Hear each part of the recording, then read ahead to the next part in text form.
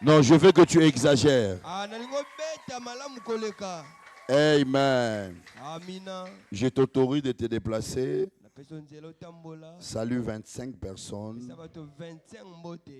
Il faut que tu comptes et que tu totalises 25 personnes.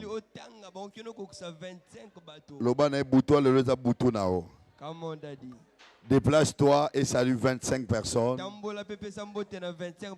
Je veux que tu te déplaces réellement.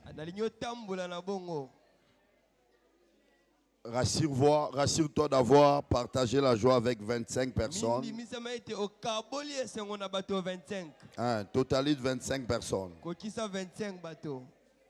Si tu ne sais pas si la grâce de ce soir est attachée à ces salutations,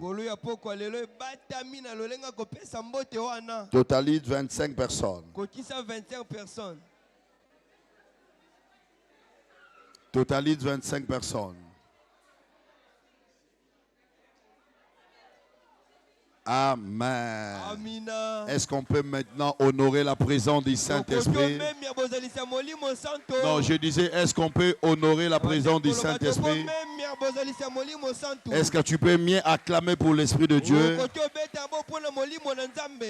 Reprends ta place, que Dieu te bénisse abondamment. Nous bénissons le Seigneur pour sa grâce au milieu de nous. Nous sommes très reconnaissants à la grâce que Dieu nous a faite d'être là cette nuit. Et aussi, nous disons un grand merci à notre Père qui n'est pas avec nous ici. Nous croyons qu'au-delà, qu'on a été choisi par le responsable de la jeunesse, mais c'est aussi parce que le Père avait validé. Et nous honorons Dieu pour sa vie, pour son ministère, pour ce que Dieu fait à travers de sa vie. Aidez-moi à bénir Dieu pour la vie de notre Père, le prophète Joël Francis Tatou. Est-ce qu'on peut acclamer le Seigneur? Que Dieu soit glorifié. Dans cette même occasion, j'aimerais dire un grand merci à l'homme de Dieu qui est notre pasteur résident, le pasteur Jonathan Isaac. Est-ce qu'on peut bénir Dieu pour sa vie? Et j'aimerais dire un grand merci aux responsables, le ministre de Dieu, Nodien Panko Delix. Est-ce qu'on peut acclamer le Seigneur avec toute l'équipe qui a organisé ce moment de retraite? Est-ce qu'on peut leur honorer? Alors ce soir, je vais nous parler pendant quelques minutes, après on va prier. Vous savez, quand je vis les thèmes, je me suis dit, nous parlons du fait, nous parlons du potentiel, nous parlons du Saint-Esprit. Quelle direction que je devais prendre pour nous exhorter afin que nous prions? Je sais que nous sommes fatigués. On a beaucoup prié pendant la journée. C'est comme ça que je vais te demander vraiment, reste active alors que je serai en train de parler. Parce que les paroles que je serai en train de prononcer en ces lieux ne seront pas seulement une parole, mais ça sera une prophétie pour ta vie. Qui me donne le meilleur de ses amens. Alors moi, pendant quelques minutes, je vais nous parler sur l'effet qui transforme le bois en un porteur de la divinité.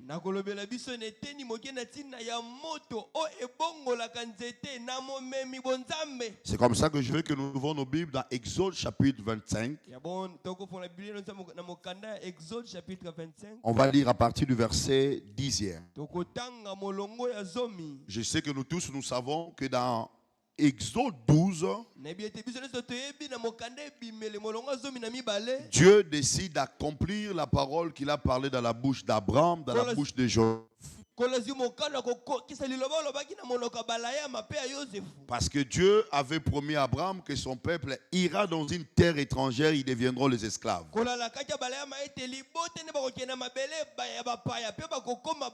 Et Dieu dit à Abraham qu'ils feront 400 ans dans une terre étrangère. Mais par rapport au discours d'Étienne, Étienne démontre que les enfants d'Israël n'ont pas fait 400 ans, ils ont fait 430 ans en Égypte.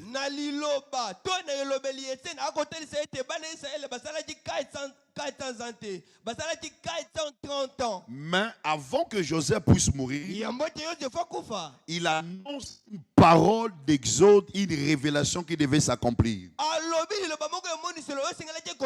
Il annonce à ses frères qu'après sa mort, Dieu les enverrait un libérateur qui le fera quitter de l'Égypte pour la terre promise. Avant d'aller déjà trop loin, j'aimerais que tu comprennes. Quand Joseph veut mourir, en ce temps, l'Israël ne sont pas encore les esclaves. Donc, ils bénéficient de l'autorité et de l'aura de leurs frères.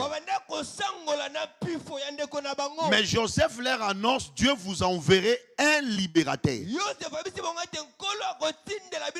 Donc, le peuple ne souffre pas encore.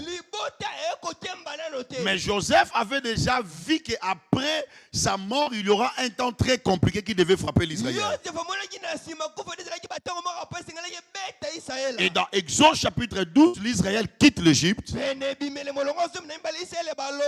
Dès qu'ils entrent dans le désert, Dieu a voulu maintenant habiter parmi son peuple comme Emmanuel. C'est comme ça que quand il rencontre Moïse dans Exode 3, et que Moïse lui demande son nom, Dieu lui dit mon nom et je suis. Parce que dans sa tête, il ne voulait pas seulement être celui qui conduit son peuple dans le désert, donc être comme le berger qui est devant, mais Dieu voulait réellement être Emmanuel, qui ne soit pas seulement le Dieu qui intervient quand il y a un problème,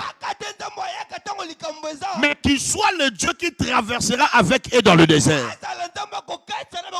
qui soit le Dieu qui habitera avec eux dans le désert. C'est comme ça qu'il dit à Moïse, tu construiras un tabernacle sous forme d'une maison qui me permettra d'habiter au milieu de mon peuple. Mais il y a un problème. Avant que nous lisons Exode 25, 10. Dieu décide d'habiter parmi son peuple, mais il devait être spirituel. Parce que Dieu est spirituel. C'est que c'est son esprit qui devait habiter au milieu du peuple. Mais le peuple est dans le désert. C'est-à-dire, ils n'ont pas de moyens pour construire la maison de Dieu avec des matériaux durables. C'est-à-dire, ils ne peuvent pas construire avec des briques. Deuxièmement, non parce que seulement Dieu ne peut pas habiter au milieu des briques, mais deuxièmement parce que l'Israël était pèlerin dans le désert. Cela veut dire que le désert n'était pas leur habitation. Donc ils ne pouvaient pas construire une maison avec des briques parce que c'était un peuple qui était en mouvement. C'est là maintenant que Dieu choisit un arbre. Il dit à Moïse, tu construiras le tabernacle par l'arbre qu'on appelle le bois d'acacia. Donc Dieu décide de devenir Emmanuel dans toute sa puissance, mais il décide d'habiter au milieu des bois. Lisons maintenant Exode 25, 10. La Bible dit, Dieu lui dit, tu le feras une arche d'acacia. Sa longueur sera de 2 coudées et demi, sa largeur d'un coudé et demi, de l'auteur d'une coudée et demi. Tu le couvriras d'or pur et tu la recouvriras à l'intérieur et à l'extérieur. Et tu le feras, elle, une bordure d'or autour. et tu fondras avec elle 4 anneaux d'or que tu mettras avec 4 pieds et 4 anneaux d'un côté et de l'autre côté. Parole de l'Éternel. Est-ce qu'on peut acclamer pour la parole de Dieu? Non, fais-le mieux que ton voisin, que ta voisine. Cela veut dire la pensée de cette retraite. Nous voulons nous amener à développer et à exercer toutes les capacités que le Saint-Esprit nous a données.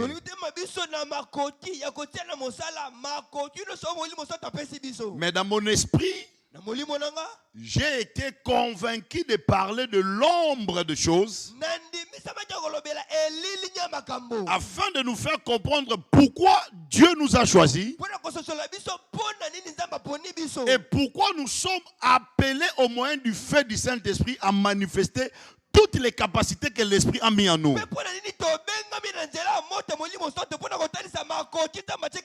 Déjà par mon introduction, vous allez remarquer une chose. Dieu veut habiter au milieu de son peuple. C'est dans la même dimension que nous vivons aujourd'hui à l'église. Et j'aimerais mettre un équilibre très capital. Quand nous parlons du Saint-Esprit, il est important à noter que le Saint-Esprit n'est pas différent à Jésus. Et le Saint-Esprit n'est pas différent au Père. Parce que Jésus, quand il a fini la mission, il est resté encore 40 jours avec les apôtres. Cela veut dire après la résurrection, après Jean 20. Et dans ces 40 jours, il a enseigné, il a opéré aussi beaucoup de miracles. Mais l'une des choses que Jésus parle aux apôtres, il leur annonce que dans peu de temps, le monde ne le verra plus.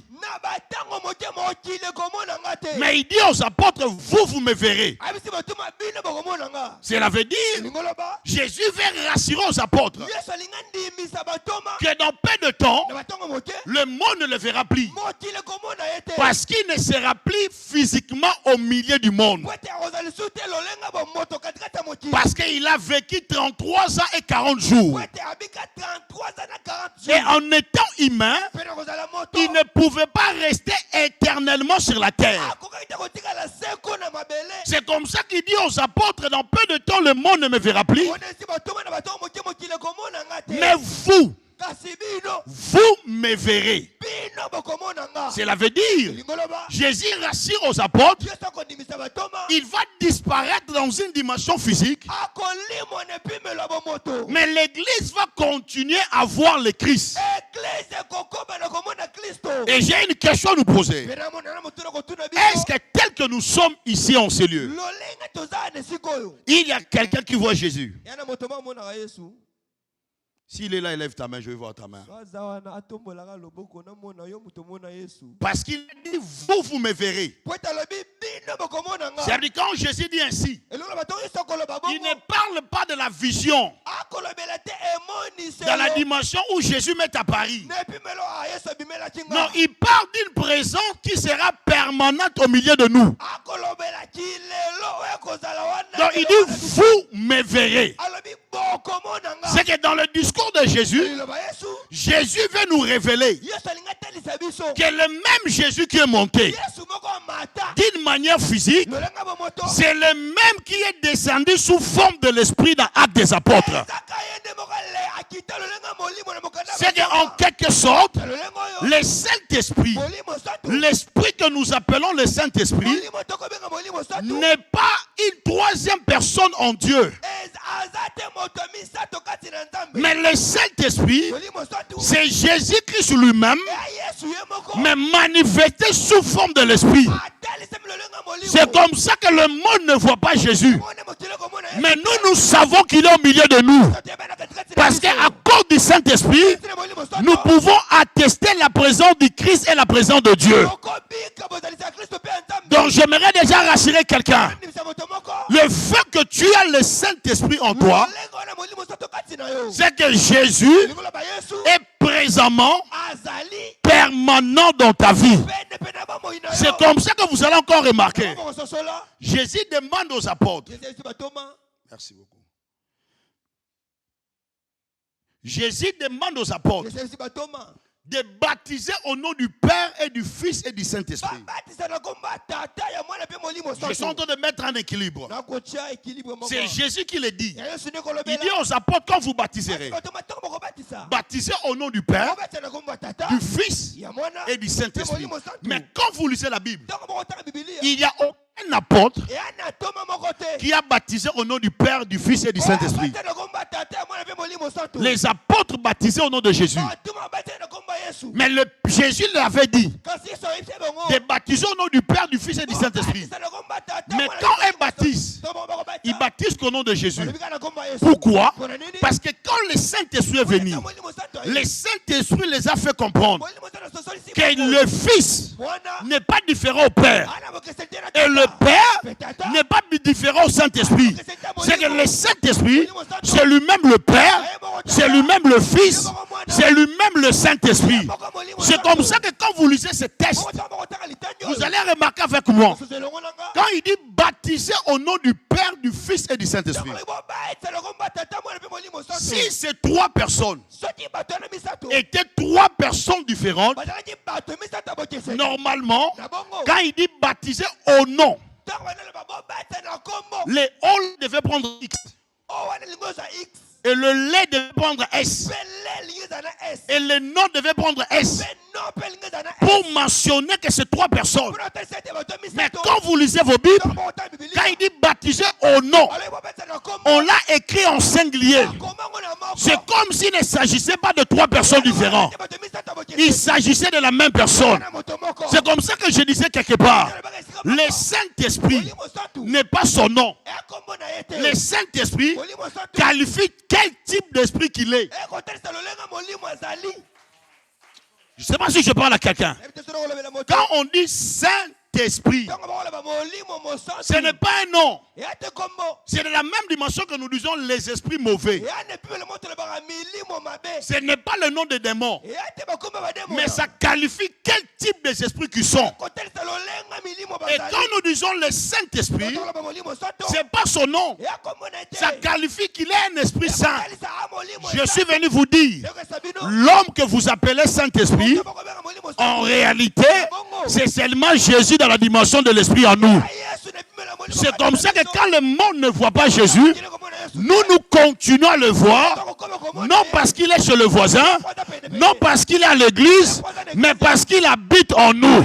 C'est-à-dire, le Saint-Esprit en nous, c'est la dimension de Dieu en étant Emmanuel, qui est le Dieu, non dans l'église, mais le Dieu qui est au milieu de son peuple. Je lève ma main droite, je bénis quelqu'un. Le fait que le Saint-Esprit habite en toi, automatiquement, tu es appelé à vivre la totalité de la divinité de Dieu. Si tu me donnes le meilleur de tes amens, je prie et je déclare sur toi qu'après cette retraite, tu vivras la totalité de la divinité. Non, ton amen n'est pas arrivé ici. C'est comme ça, chers frères et sœurs. Quand Dieu aussi a voulu habiter au milieu de son peuple, il choisit un arbre qu'on appelle acacia. Or, dans la Bible, lorsqu'on parle des arbres, nous connaissons qu'il existe des arbres d'honneur, comme l'olivier. Il existe des arbres qui représentent la sagesse, la fécondité, comme on parle du palmier. Mais dans la Bible, c'est rarement qu'on parle du bois qu'on appelle acacia. C'est la chose qui me dérange. J'ai l'impression de prendre la place de Dieu. Et je me dis, si j'étais Dieu et que je décide d'habiter parmi le peuple, j'habiterai pas sur acacia, j'habiterai au milieu d'oliviers ou au milieu de palmiers. Mais Dieu, dans sa folie, dans son plan éternel, quand il décide de devenir Emmanuel, l'arbre qui décide d'habiter, ce n'est pas un arbre qui pousse dans la ville. L'arbre qui décide d'habiter, ce n'est n'est pas un arbre d'honneur. Il décide de passer et d'habiter dans un arbre mais qui pousse dans le désert. Je suis venu dire à quelqu'un, des fois, quand le Saint-Esprit veut manifester sa gloire en totalité, il est capable d'utiliser les instruments que les hommes ont ignorés dans la société. Cela veut dire Acacia était le type de arbre qu'on ne coupait pas pour bâtir des maisons. Parce que c'était un arbre qui représente, ça représentait la chasseresse. C'était des types de arbres qui n'habitaient pas dans la ville. C'est comme ça quand vous lisez l'histoire de Salomon. La Bible dit dans Jérusalem, il y avait beaucoup de palmiers. Parce que c'était des arbres qui représentent la richesse. Mais Acacia était l'arbre qui n'attirait pas. Mais c'est cet arbre-là que Dieu décide de déverser sa gloire et habiter dans cet arbre. J'aimerais dire à quelqu'un, dans la dimension de l'exercice du Saint-Esprit, le Saint-Esprit n'a rien à voir avec ton apparence physique. Le Saint-Esprit, quand il veut utiliser quelqu'un, il n'a rien à voir avec son aspect physique. Peut-être en te regardant, tu es de la race d'Acacia, des types des arbres physiquement qui n'attirent rien. Mais je suis venu t'annoncer, j'ai béni le Dieu du prophète Joël, parce qu'en sortant de ce lieu, les hommes seront étonnés. Tu entreras dans la dimension du feu de l'esprit. Non, ton amen n'arrive pas ici. J'ai dit, tu entreras dans la dimension du feu de l'esprit. Le Saint-Esprit va te ramasser et il imposera son feu en toi. Et à travers du feu du Saint-Esprit, il y aura une nouvelle dimension qui commencera dans ta vie. C'est lui qui me donne le meilleur de ses amens. Je prophétise sur toi que la saison du feu commence aujourd'hui. Je veux que tu me touches un voisin. Dis-lui voisin, le feu de l'esprit n'a rien à voir avec ton apparence. C'est comme ça que tu remarqueras, Esaïe parle de Jésus. Il dit il avait ni beauté ni éclat pour attirer notre regard. Cela veut dire Jésus, s'il était à notre époque, il était le type de pasteur où les gens lui suivaient à cause de l'onction. Non à cause de son aspect, ni à cause de sa beauté. La Bible dit qu'il n'avait ni beauté ni éclat. Donc il était le type de personne dès que tu le regardes. Faut le long. Tu ne peux pas l'observer pendant quelques minutes. Parce qu'en lui, il n'y avait rien qui attirait. Mais à l'intérieur, le Tout-Puissant habitait en lui. J'aimerais annoncer à quelqu'un, ceux qui te jugent par rapport à ton apparence, alors que nous sortirons des speed, ils seront étonnés de la même personne qu'on a méprisé, la divinité de Dieu habitera en lui. Je ne sais pas si je suis venu prophétiser pour quelqu'un. Je ne sais pas si je suis venu parler à quelqu'un. Ce qui compte dans ta vie, ce n'est pas l'aspect que tu déranges, mais c'est le fait de l'esprit qui habite en toi. C'est comme ça que Dieu avait exigé que là où il va habiter, que cela soit construit de l'arbre qu'on appelle acacia. Un arbre qui n'a pas d'aspect pour attirer. Au point même, Dieu dit à Moïse, la clôture du tabernacle, on devait le mettre par de linge. Quelqu'un m'a dit un jour, le tabernacle ressemblait à un théâtre. Clôture moro batianga mabaya balekisango kitenda pembe. Quand on regarde le tabernacle d'une manière physique, le tabernacle n'avait pas l'aspect. Ba clôture on a mabaya deuxièmement batie foulard à pembe mais ba na désert place poussière eza. Comment? Dans le tabernacle, d'une manière physique, n'avait pas l'aspect pour attirer. Mais au milieu, le Dieu Tout-Puissant habitait au milieu d'eux. Je suis venu encourager quelqu'un. Peut-être en te regardant comme ça, tu n'as pas quelque chose pour attirer. Je suis venu te dire, ce qui attire, ce n'est pas ce que tu as physiquement, mais ce qui attire, c'est le Dieu qui habite en toi. C'est comme ça que Pierre dira à ces paralytiques, j'ai ni or, ni argent. C'est que d'une manière physique, je n'ai rien à te donner. Mais ce que j'ai, au nom de Jésus, je te le donne. J'ai entendu quelqu'un dire, quand Pierre dit, ce que j'ai, c'était Jésus. Non. Il dit ce que j'ai au nom de Jésus. C'est que ce qu'il avait là, il ne parlait pas de Jésus. Mais il a donné la chose au travers du nom de Jésus. J'aimerais te dire, ce que Pierre avait, c'était le feu que l'esprit est capable de produire dans la vie de quelqu'un. J'aimerais dire à quelqu'un, en sortant de ses retraites, peut-être tu n'auras pas Lamborghini, peut-être tu n'auras pas un travail, mais il y aura un feu. J'ai dit il y aura un feu. J'ai dit il y aura un feu. Je ne sais pas si je parle à quelqu'un. J'ai dit il y aura un feu. Ce feu-là sera capable de produire ce que l'argent ne peut pas produire. Si ton amen arrive ici, je te bénis au nom de Jésus. Que le feu de l'esprit produise en toi les choses que l'humanité ne peut pas produire. Qui me donne le meilleur de ses amens? Qui me donne le meilleur de ses amens? Non, je dis qui me donne le meilleur de ses amens? Remarquez mes frères et sœurs. On coupait le bois d'acacia. On coupait, on le coupait. Après, il fallait que le bois passe sous le soleil jusqu'à ce que l'arbre puisse perdre l'eau et que l'arbre revienne sèche. C'est alors qu'on l'utilisait pour la construction du tabernacle. J'aimerais dire à quelqu'un, tu veux que le Saint-Esprit t'utilise, tu veux être embrassé par le feu de l'Esprit.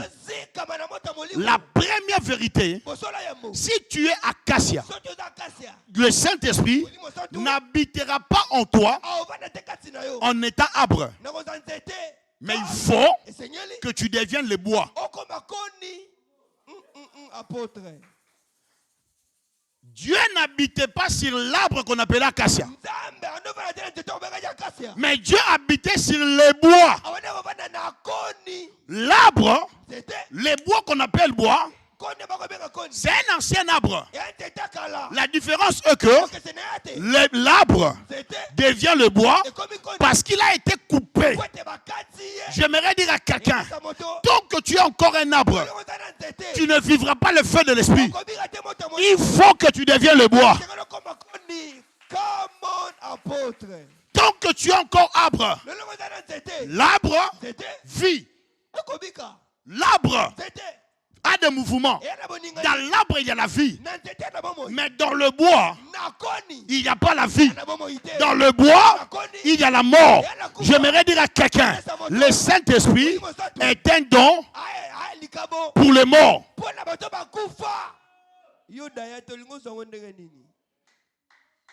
Le Saint-Esprit n'embrasse pas ceux qui sont vivants.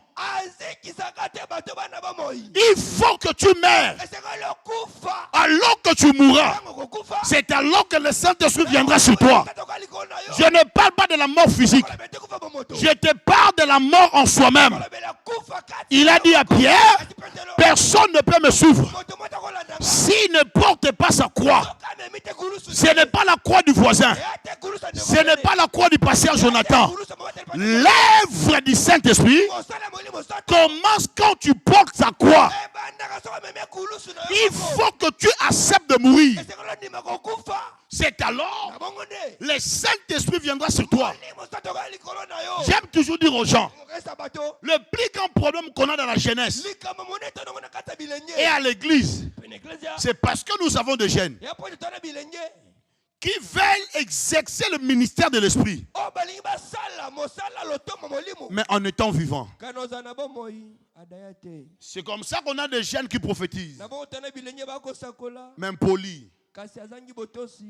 C'est comme ça qu'on a des gens qui prophétisent. La sœur là qui prophétise là, c'est une tisa. Elle peut donner les détails, mais elle est tisa. C'est parce que elle a encore un arbre.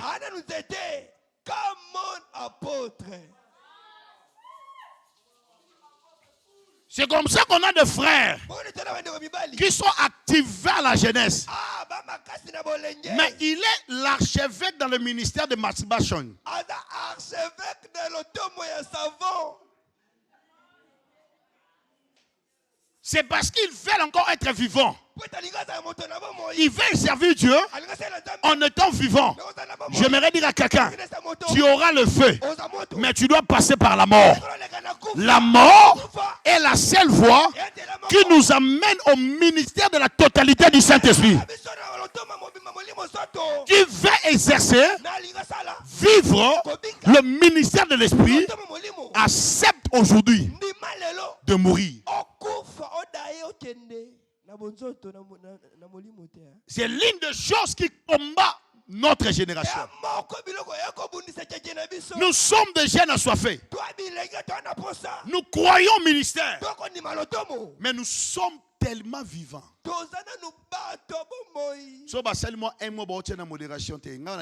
Moi, j'aime pas ça. Parce qu'on l'a suspendu. Moi, on ne me parle pas comme ça. Le roi Lingisser, moi, Pembe na jeunesse. Moi, on ne me parle pas comme ça. Le roi, moi, c'est Pembe. Bagangelo sousté. Le ban of tu es encore vivant. Tu es encore vivant. Si le voisin ne parle pas, il est encore un arbre. Trouve un autre voisin, dis-lui, tu es encore vivant. Tu es encore vivant. Il faut que tu meurs. Il faut que tu meurs. Comme mon apôtre. On coupait l'arbre qu'on appelait acacia. Il faut que cette partie quitte la dimension de l'arbre est devenu le bois.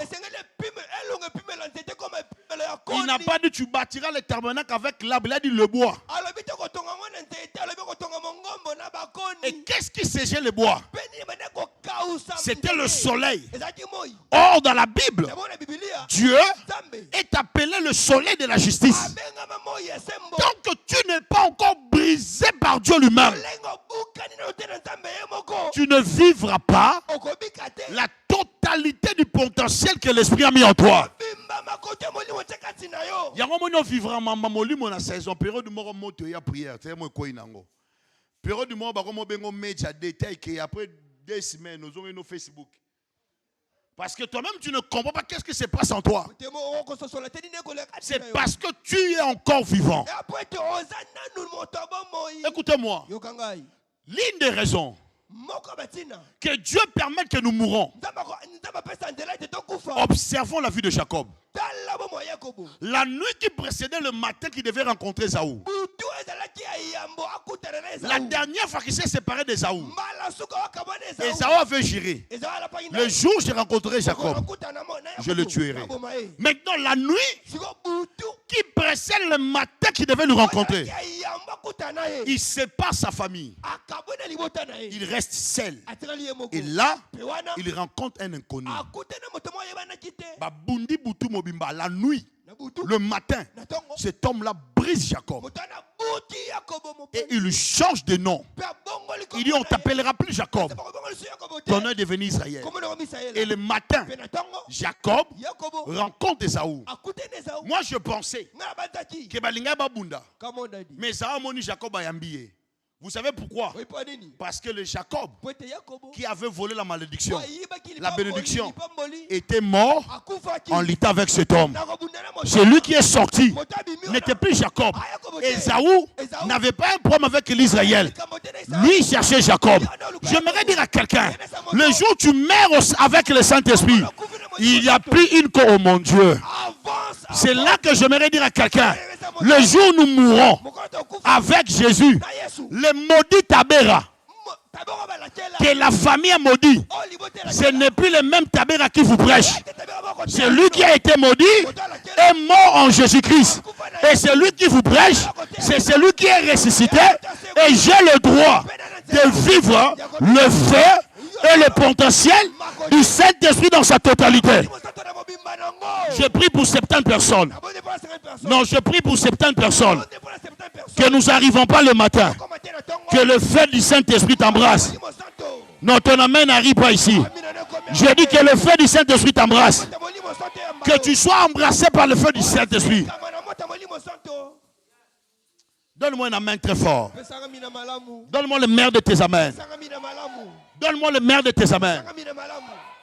Come on, apôtre. Au-delà qu'on coupait l'arbre qu'on appelait acacia. Na likolo lengi ko kata tu tope benga acacia. Je prends le deux derniers points pour que nous prions. Nazwi litona mibale suka poto buntu. Au-delà qu'acacia était coupé, Na lengi acacia kata maki. l'une des choses qui a permis à Dieu qu'il choisisse acacia, Moko biloko pesa kinta mezela apo na acacia. parce que cet arbre Pote nzete wana. était souple. Ezalaki nzete pepele. C'est un arbre à dire, Nzete bo makasi. mais facilement on pouvait la porter. Kasi pepele pona komema. Massa, tu as raisonné que Israël est à 40 ans dans le désert, mais ma bambou, tes bambous dans pepele, ton c'était ambila. Come on. To baoba. Donc pendant 40 ans, il devait porter cela. C'est comme ça que Dieu choisit acacia.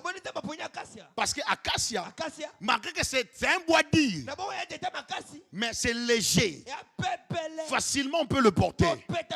Je vais dire quoi par là? Je sais que Dieu t'a choisi pour que tu vives la totalité de la puissance du Saint-Esprit. Mais il y a une chose que vous devez comprendre, que vous ne pouvez pas aller loin avec le Saint-Esprit si vous n'êtes pas des hommes sensibles et flexibles. Beaucoup de gens ne développent pas la totalité du potentiel de l'esprit en eux parce qu'ils ne sont pas des personnes sensibles. Je disais quelque part hier, là où je prêchais, je les ai dit, si je dépose le micro ici et j'appelle le révérend Noé et Élie, des intervenants, thème corbeau. Parce que Élie, dans son expérience avec l'esprit, il dira que le corbeau m'a nourri pendant 40 jours au Torah de Kérit. Mais non, Élie dira que le corbeau m'a nourri. Mais pour Noé, le corbeau, le même Dieu qui utilise le même oiseau, mais chacun avec son expérience. J'aimerais dire à quelqu'un, vous ne pouvez pas aller très loin avec l'esprit si vous vous attachez au mouvement. Parce que le même Saint-Esprit peut changer de mouvement. Les gens qui s'attachent au mouvement de l'esprit, des fois, ils peuvent combattre le même esprit en pensant le défendre.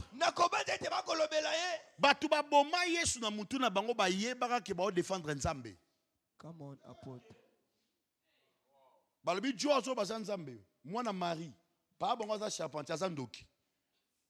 Mais ils ne savaient pas. Les dieux qui défendaient étaient au milieu d'eux.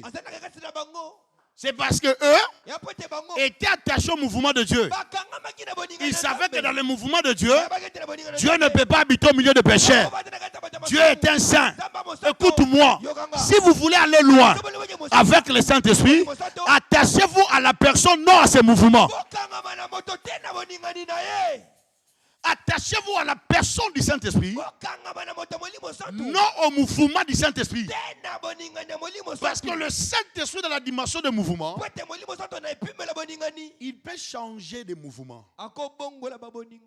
Le même esprit qui me fait parler en langue aujourd'hui, peut me permettre à exercer le don de l'esprit. Le même Saint-Esprit, vous savez, j'ai toujours cette expérience. Au début de mon ministère, tous les hommes qui m'entendaient parler disaient que je suis évangéliste. Mais après, les autres ont commencé à dire que j'étais prophète. Après, les autres ont dit que j'étais docteur. Et jusqu'à ce que l'esprit m'affirme lui-même que j'étais apôtre. Cette différence n'est pas forcée. Mais le Saint-Esprit est capable de t'utiliser par rapport aux besoins et par rapport aux saisons. C'est comme ça que les apôtres étaient des apôtres. Mais en même temps, ils ont exercé le ministère prophétique. Jean était apôtre. Jean était apôtre, mais en même temps prophète.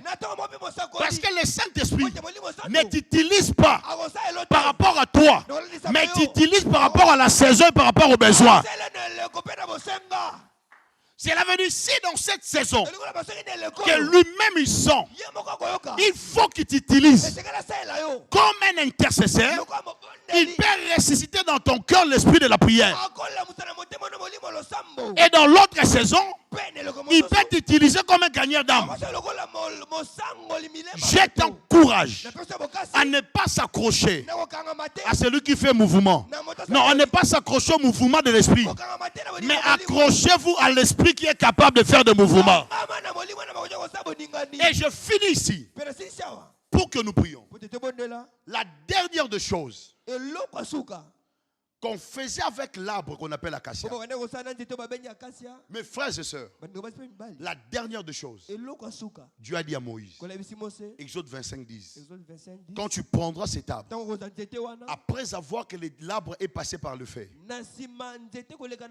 tu prendras l'or et tu vas envelopper cet arbre de l'or. L'arbre qui habitait dans le désert, rejeté de la ville. Quand Dieu choisit cet arbre, la dernière des choses qu'il met pour donner à cet arbre de la valeur, c'était l'or. Or, dans la Bible, lorsqu'on parle de l'or, on parle de la divinité de Dieu. Mesdames et messieurs, je m'en vais citer en vous disant, le Saint-Esprit n'est pas le fait. Le Saint-Esprit n'est pas l'onction. Le Saint-Esprit n'est pas le parler en langue. Parce que moi, des fois, tu as la chose qui toujours wana, batei, tu ici, ah, moi, tu vas bien m'adresser. Même quand on prier, quand on va servir le matin, on dira que l'apôtre est venu. Le Saint-Esprit est en œuvre. Parce qu'on pense que le Saint-Esprit est la manifestation de Dieu. Le Saint-Esprit n'est pas la manifestation. Parce que nous pensons, le Saint-Esprit c'est le fait. Le Saint-Esprit n'est pas le fait. Le Saint-Esprit, c'est la divinité de Dieu qui habite au milieu des hommes. C'est-à-dire, si tu crois que tu as l'Esprit de Dieu en toi, c'est que tu veux me dire que tu as la divinité dans sa totalité en toi. Et je crois de tout mon cœur, et je le sais, moi comme ma kambuto regretté tant token de l'eau et ça la que tu la Saint-Esprit bien te. Quand on ira au ciel, l'une des choses qu'on va regretter, c'est quand on va comprendre que le Saint-Esprit était Dieu. Mais biso, tu limitais qui n'a pas la langue. Tu limitais qui n'a pas tekit. Tu limitais qui. Vous savez qu'on parle de plein potentiel ici. Batebele ba retraite na boule plein potentiel fois bima a comme un meja. Lise toboka. Le lemozika. C'est le problème de l'église. Nous pensons que le Saint-Esprit est seulement l'esprit qui fait voir. Je peux vous dire quelque chose. Et ça, le test de Ranjaka Molimo Nangai. Jacob a zoyi baye pa là-bas, na boutou à l'autre. Là, n'a bien. Jacob a vendu à l'autre. Ntaba. Moko a zobol taba même. Et le matin, l'ange de Dieu lui dit, prends tel arbre, coupe ça par morceaux, tu le mettras dans l'eau et tu le feras boire à tes troupeaux. Dès que les troupeaux ont bu cette eau, les femelles, la chaleur, directement bazoazemi. Nzete nini oyo Jacob amona na ndoto ezana makoki ya kobotsa ba meme. Avance à pour. Est-ce que ntaba akoko botsa meme? Mais Jacob amona na ndoto ntaba moko zo botsa ba meme physiquement ba meme ba komi na zemi. Come on. Parce que Jacob a na loi. la totalité Saint-Esprit. Come on. Mais Saint-Esprit, alors là, qui sait comment devenir riche dans une terre sécheresse. Jacob est sorti de la maison de Laban riche. Non parce qu'il maîtrisait l'économie, mais parce que la nuit, l'Esprit a parlé. Mais biso molimo na nzamba loba na baser ndenya ko somba saki na zandu bako se uti Chine. Nous papa. Soki na bando ya mba baser nyoso ba oleka 80% ba na idée ba sa maison d'habillement. C'est parce qu'on nous a enseigné, l'Esprit se limite à nous faire parler la langue. Je suis venu te dire, de même que les occultistes utilisent des démons, le Saint-Esprit en nous, c'est la sagesse infinie que l'humanité n'a pas connue. Il peut te parler la nuit, je vais vous déranger un peu. Il peut vous parler la nuit et vous dire que faire dans cette saison. Et dans 5 mois, vous devenez millionnaire. Je suis venu encourager quelqu'un. Sors en ce lieu. Non embrasser seulement par la langue. Mais que l'Esprit de Dieu te donne l'intelligence de l'économie. Maman, vous connaissez le frère Joseph? N'époque n'est pas bomba blé. Blé kozani na lingala. Farine to baka masango, hein? Vous êtes d'accord to ba masango? Mes frères, Joseph a bombi masango pendant 7 ans. Cela veut dire 7 ans abondance.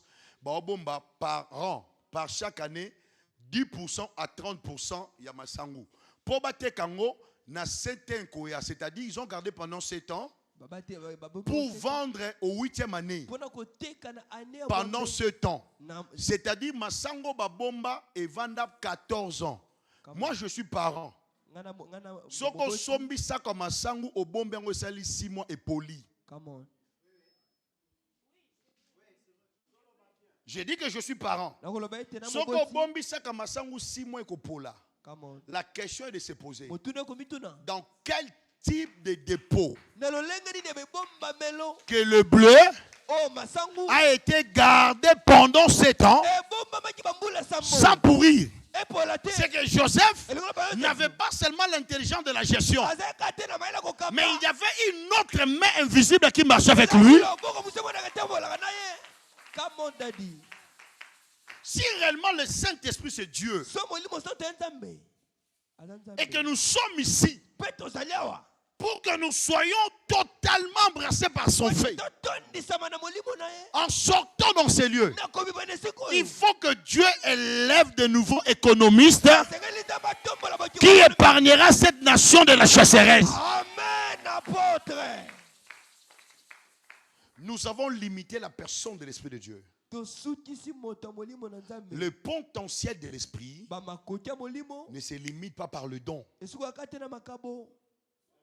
Le potentiel de l'Esprit peut être explosé aussi par les talents. Le